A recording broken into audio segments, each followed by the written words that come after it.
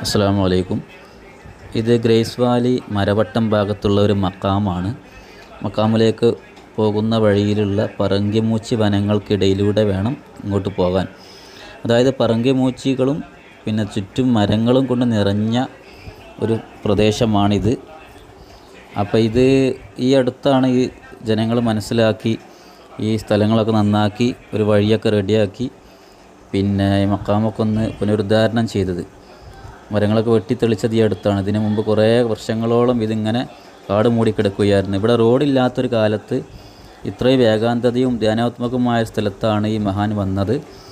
പിന്നെ അദ്ദേഹത്തിൻ്റെ ശരിയായ ചരിത്രം വ്യക്തമല്ല എങ്കിലും പിന്നെ കോയ ഉമ്മർ എന്ന പേരിലാണെന്ന് പറയപ്പെടുന്നുണ്ട്.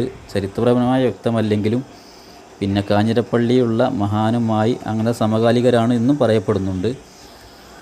പിന്നെ ഈ സ്ഥലം പിന്നെ അങ്ങനെ ഈ അടുത്താണ് ജനങ്ങൾ മനസ്സിലാക്കുകയും അങ്ങനെ ഇത്രയും നന്നായിട്ട് ഇത് പരിപാലിക്കപ്പെടുകയും ചെയ്യുന്നത് ഈ അടുത്ത് തുടങ്ങിയൊരു സംഭവമാണ്.